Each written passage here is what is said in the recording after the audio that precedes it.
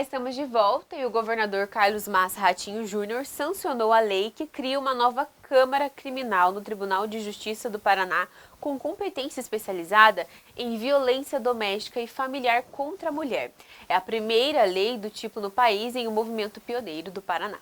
A assinatura da lei que cria uma nova Câmara com competência especializada em violência doméstica e familiar contra a mulher foi no auditório pleno do Palácio da Justiça em Curitiba.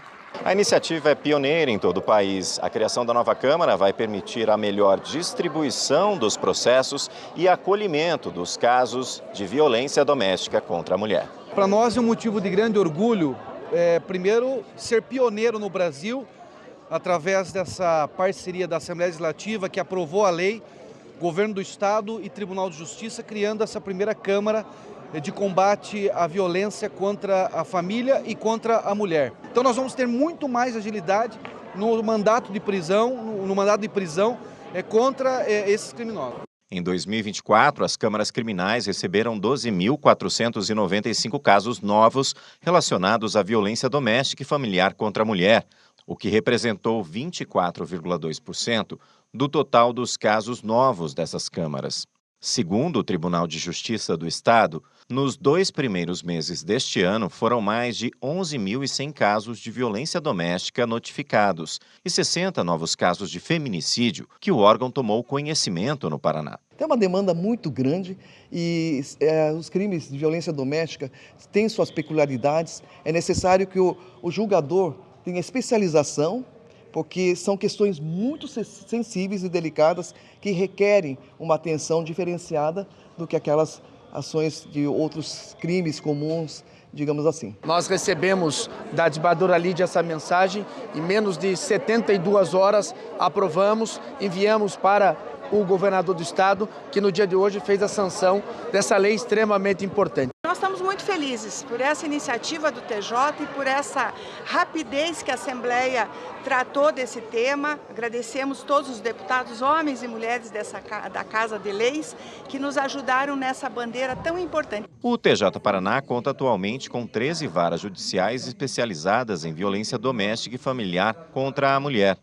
A nova lei está alinhada à política judiciária nacional de enfrentamento à violência contra as mulheres. É com atitudes como esta que o Tribunal dos Paranaenses protagoniza que nós vamos incentivar para que o sistema judiciário como um todo seja acolhedor dessas vítimas e profilaticamente se extinga esse cancro que ainda viceja na sociedade nacional. Vamos agora para a previsão do tempo desta quinta-feira, feriado do trabalhador. Pato Branco, a mínima é de 11, a máxima de 23 graus. Em Francisco Beltrão, a mínima também é de 11, a máxima atinge 23 graus. Em Foz do Iguaçu, as temperaturas vão variar entre 15 e 25 graus, enquanto em Curitiba, a mínima é de 12 e a máxima de 21. Ainda falando do Paraná, mas agora de segurança, o estado registrou queda nos principais índices de violência no primeiro trimestre desse ano e teve um recorde. 45% dos municípios não tiveram registro de roubo em 2025 até agora. Esses 182 municípios que não registraram nenhum roubo nesses 3 primeiros meses do ano equivalem a 45% dos municípios paranaenses, viu? E olha só, o número de roubos caiu em 171 cidades, em 129 esse índice manteve uma estabilização e em 98 deles foi registrado um aumento. Um dado interessante é que em 79 cidades tiveram uma queda aí de 100% nesse índice de violência. E municípios como São José dos Pinhais, por exemplo, apresentou um índice bem expressivo, 34,39%. Aqui em Curitiba a queda foi de 17,87%. Em relação aos furtos, o estado teve uma redução de 9% no período e, segundo dados da Secretaria de Segurança Pública, 258 cidades diminuíram os casos de furtos, 63,6% delas no total, e 26 tiveram estabilidade nessas ocorrências. Aqui em Curitiba, a queda foi de 8,82% no número de furtos e cidades como Londrina, no norte do estado, tiveram uma redução de 10,47%. E ainda falando sobre o número de os índices de furtos, né, de roubos, perdão, a queda expressiva em todo o estado foi de 18,5%, né, Giovana? Índices que mantêm aí uma tendência, né, desde o ano passado, em que a queda veio sendo registrada com bastante expressividade, superando aí a média histórica, né? Então, o trabalho das forças de segurança tem surtido resultado, né, num balanço que apresenta a redução nesses índices, viu? Na economia, a prévia da inflação de abril desacelerou em relação a março, ficou em 0,43%.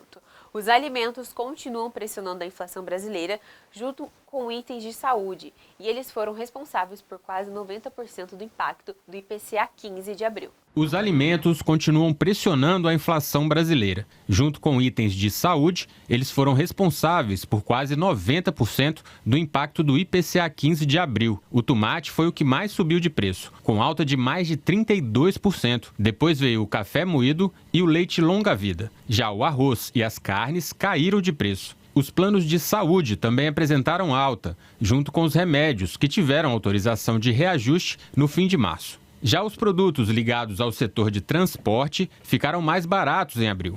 Os preços das passagens aéreas foram os que mais caíram, com redução de mais de 14% em relação a março. Gasolina, etanol e óleo diesel também apresentaram quedas. Em 12 meses, a inflação acumulada do IPCA 15 segue em trajetória de alta. De dezembro do ano passado para janeiro, caiu para 4,5%. Já neste ano, veio subindo até chegar aos 5,49% medidos em abril.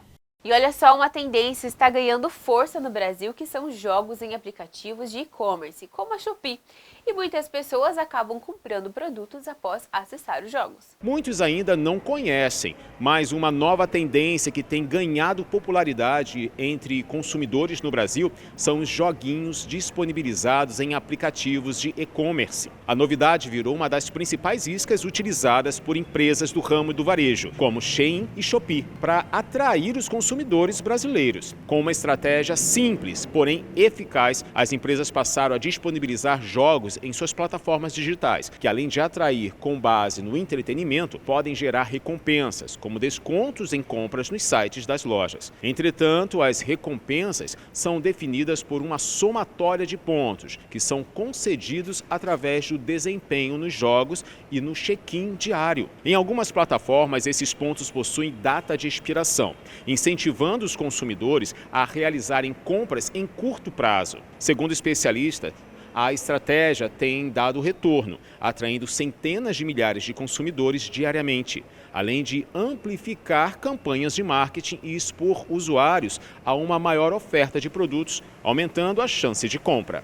E uma novidade permite que os segurados que precisam de afastamento do trabalho de até 180 dias façam o requerimento do benefício por incapacidade temporária, o antigo auxílio-doença, nas agências dos Correios em todo o país. Parceria entre o Ministério da Previdência Social, por meio do Instituto Nacional do Seguro Social, INSS, e os Correios, permite que segurados que precisam de afastamento do trabalho de até 180 dias façam o requerimento do benefício por incapacidade temporária, o antigo auxílio-doença, nas 4.163 agências dos Correios em todo o país. A ação facilita a realização de perícias médicas e é feita por meio de um sistema chamado AtesteMed.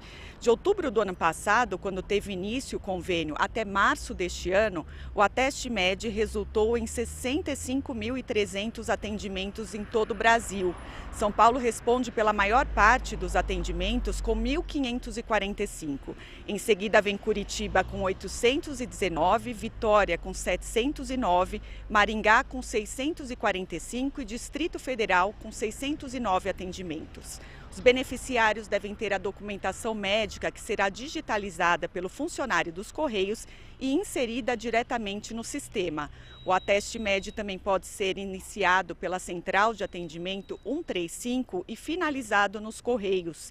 Neste caso, após a solicitação do cadastro pelo 135, o beneficiário terá um prazo de 5 dias para apresentar a documentação obrigatória nas agências. Você sabe quais são os direitos dos trabalhadores demitidos? É comum os trabalhadores passarem por essa situação e muitas vezes não sabem quais instituições procurar para garantir os direitos. Veja na próxima reportagem. Em tempos difíceis, é comum que empresas optem por demissões para economizar. E mesmo que o momento afete o emocional, a orientação é que o trabalhador demitido fique atento aos seus direitos para não sair no prejuízo. Sempre tem o apoio do sindicato da categoria, que geralmente quando vai fazer a rescisão, eles confirmam se há mesmo todas as verbas, eles colocam algumas ressalvas. Alguns sindicatos já têm o apoio jurídico.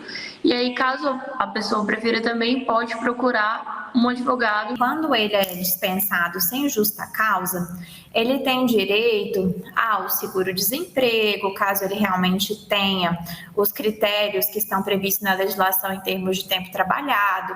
Ele tem direito também ao saque do FGTS, à multa dos 40%.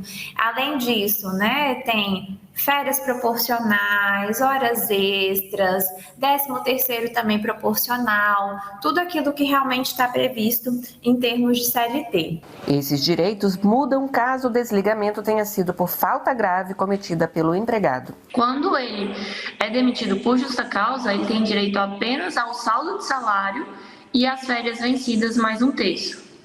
Então, ele perde aí uma série de direitos. Hoje também é possível as partes entrarem em acordo para esse desligamento. Com a reforma trabalhista, as verbas rescisórias nesta negociação são de 50% do aviso prévio, se ele for indenizado, e 20% da multa do fundo de garantia. Além disso, o empregado só pode sacar 80% do FGTS depositado e não tem direito ao seguro-desemprego.